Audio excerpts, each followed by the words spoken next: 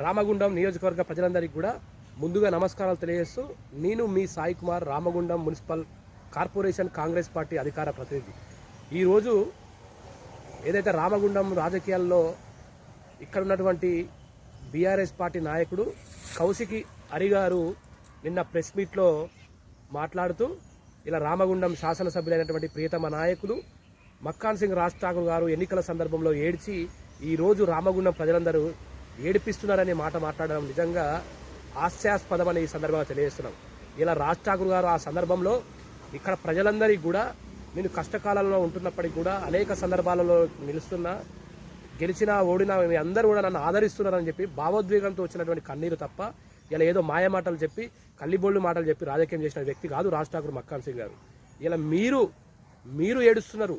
ఎందుకంటే రాజ్ ఠాకూర్ గారు చేస్తున్నటువంటి అభివృద్ధిని ఓర్వలేక ఇలా ఎక్కడైతే మన ఉనికి మనుగడ ప్రశ్నార్థకం అయిపోతుందని చెప్పి ఇలా మీ బీఆర్ఎస్ నాయకులు కొంతమంది నాయకులు ఏడుస్తున్నటువంటి సందర్భం.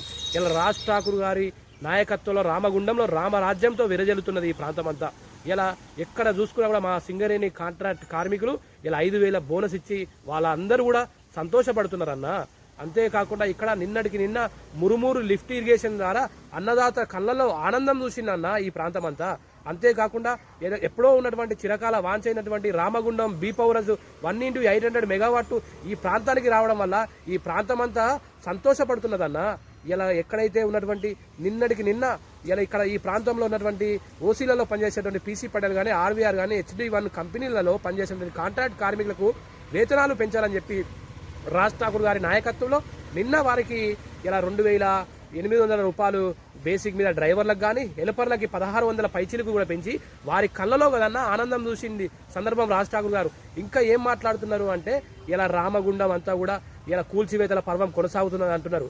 అన్న ఒకటి గమనించాలే, ఇలా మన తల్లి గర్భం నుండి రానికే 9 నెలల సందర్భం పడుతున్నది. ఇలా పక్కనున్నటువంటి ఇలా మంచిర్యాల పెద్దపల్లి అనేది మన తర్వాత ఉన్నటువంటి డెవలప్ అయినటువంటి సిటీస్ అన్నిటి కూడా ఇలా డెవలప్ అయిపోతున్నది. కానీ ఇక్కడ ఈ ప్రాంతంలో ఇలా ఇరుకు రోడ్లతో చౌరస్తా గుండెకాయ అయినటువంటి రామగుండానికి గుండెకాయ అయినటువంటి మన లక్ష్మీనగర్ చౌరస్తా అంతా కూడా అంబులెన్స్ ఆపదలో అంబులెన్స్ పోవాలంటే ఇక్కడ చౌరస్తా గాంధీ బొమ్మ నుండి నువ్వు హాస్పిటల్ పోయే లోపే ఇక్కడ సీదా రాజీవ్ రహదారి ద్వారా మంచిర్యాల పోవాల్సిన అవసరం ఉన్నదని చెప్పి ఇలా మంత్రి ప్రాంతం వారు కానీ ఇక్కడ ఉన్నటువంటి చుట్టుపక్కల వాళ్ళందరూ కూడా అటువైపు వ్యాపార వాణిజ్యాలుగా విస్తరిస్తున్నది.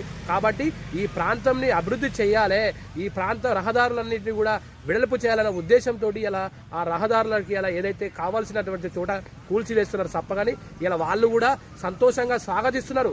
ఈ ప్రాంతం అభివృద్ధి చెందాలని కోరుకుంటున్నారు వారందరూ కూడా.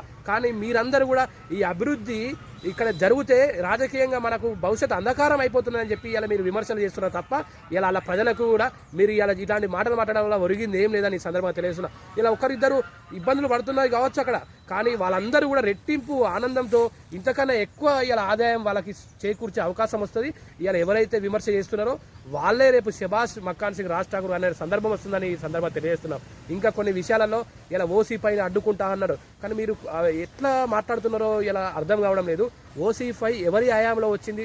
ఆ రోజు రాజ్ ఠాకూర్ మక్కాన్ సింగ్ గారు ఇక్కడ ఈ నడి బొడ్డున ఇలా ఓసీ5 పెడితే బొందలగడ్డగా మార్చొద్దని చెప్పి అలా పబ్లిక్ హియరింగ్ని అడ్డుకుంటే పోలీసు వాళ్ళు మీ బీఆర్ఎస్ నాయకత్వంలో పోలీసు వాళ్ళు అడ్డుకున్న మాట వాస్తవం కాదా?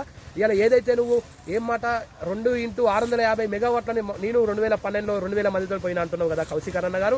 ఆ రోజు 2012 అధికారంలో కాంగ్రెస్ పార్టీ, ఇక్కడ ఇన్ఛార్జిగా ఉన్నది మక్కాన్ సింగ్ గారు అని వారి పక్కన మీరు ఉన్నారు కాబట్టి ఇలా నేను తీసుకొచ్చినా చెప్తున్న సందర్భమే తప్ప ఇలా మీ ప్రాంతంలో ఇలా బీఆర్ఎస్ పార్టీ ఇలా విధ్వంసం చేసింది, బొందలగడ్డ చేసింది. దాన్ని ఇప్పుడిప్పుడే అభివృద్ధి పదంలో కొనసాగిస్తూ అన్ని రంగాల్లో ఇలా జోడెద్దుల వల్ల అభివృద్ధి వైపు సంక్షేమం వైపు కొనసాగిస్తున్నారు రాజ్ ఠాకూర్ మక్కాన్ సింగ్ గారు.